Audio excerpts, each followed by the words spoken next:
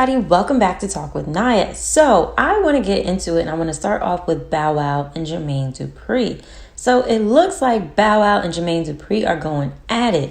Now, a lot of us that know Bow Wow basically would say that Jermaine Dupri is the reason for a lot of Bow Wow's success, and he definitely pushed him, and he was investing time into him since he was a little kid.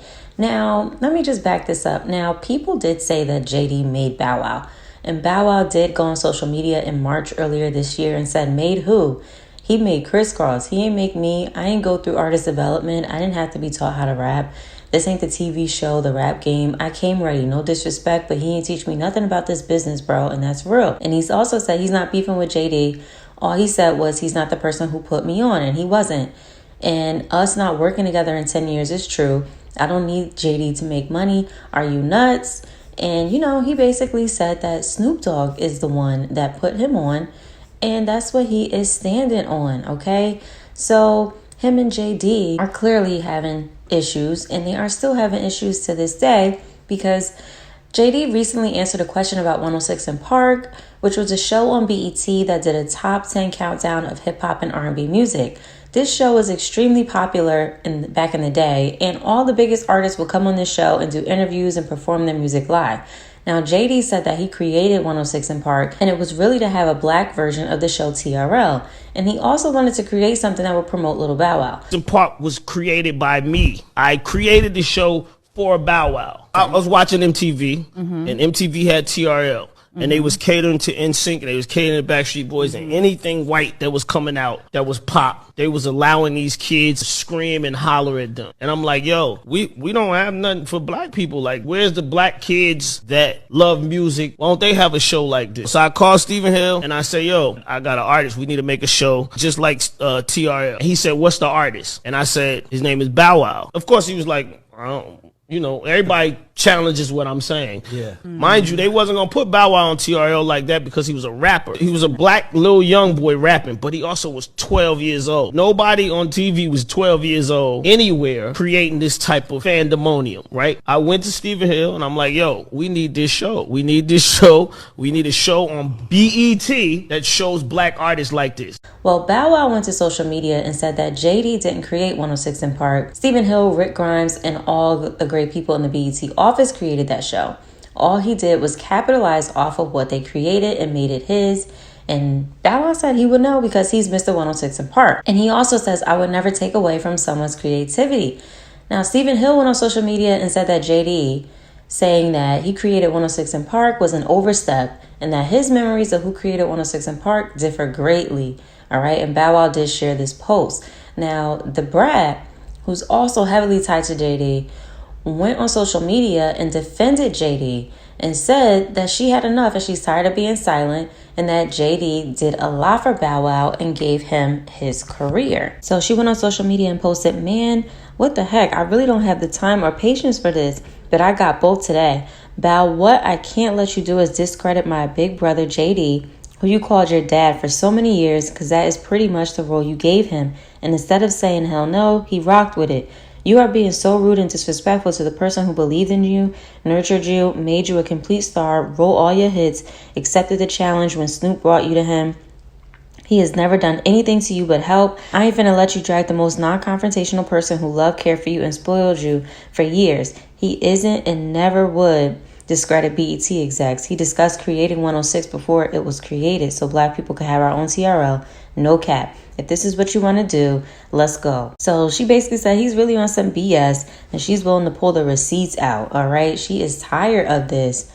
So what do you guys think about this whole situation? Now, I want to move on to Lori Harvey and Damson. Okay. Are they dating? This came out as a rumor not too long ago, and now paparazzi has caught them leaving a restaurant, but they left the restaurant separately and people put it together that they were there together. They had the same security guard escort them out the restaurant, and they got into the same car is what it looks like. So Lori Harvey got herself a new man. Now, I also want to talk about Romeo and his dad, Master P. So it seems like a lot of people are having issues with parents right now around the holidays. So Romeo and his dad, Master P, are going at it. Romeo made a post about mental health in the form of a poem, He also said, on social media, "This was my last straw, Pop. Stop trying to play victim. I love you so much that I followed you blindly for 30 plus years." Okay. He also said, "We talked behind closed doors. You aren't the man who you paint to be. And why is it war? Because I refuse to follow your lead. You only want to protect your image, but the image isn't even real. And I don't need anyone to feel sorry for me, Pops. I'm truly a man of God. If you are really a man of God, then you will prevail in the end, even when I share my truth. I've tried to keep things in-house. You are addicted to social media and unfortunately use this app as therapy. And when the world find out about the finances outside of a gift or a car, I've never been paid for anything I've accomplished as Little Romeo, Uncle C, and Slick. No, you only pay outsiders rightfully so they'll speak good on your name. I'm at peace because I can now speak my truth and help others. Mom was always right. Your pride is everything." Now, Master P then responded and said, "This new generation of kids need to stop blaming their parents for everything. How do they think they got to where they are without their parents making sacrifices for them? Mental illness is real, and so many families are tragically affected by it, especially when there is added trauma like death of a loved one. Social media is not the place for healing. Son, I love you. Stop trying to get people to feel sorry for you, and let's come up with a solution. You can come talk to your father and your family like a man. You have kids too. No family is perfect, but together with God, we can heal and get through this." Little Romeo was then in the comments responding to people saying that he believes his father tried his best, but the problem is painting a perfect picture to the media and not taking accountability at home for his truths. He also said that they've been living months and months since he was 18 and that all his siblings are broke. He never had enough money for college. One big house to stun is the minimum way of thinking. He shouldn't paint a certain life that isn't real. Now, Master P did respond with a video and a post, so let me play you what he said. "They're a sad day because I got to get out of character and put this on the internet, which I don't want to do. But I try to call my son. People say, why you call? I did. He don't call back. It's been months. So my question is to Romeo. Like, if you've been in the business for long as you've been in, and you're a 30-something-year-old man, and if you've been around me, watching me hustle and do my thing, why you not where you want to be at? Because that means you're not listening.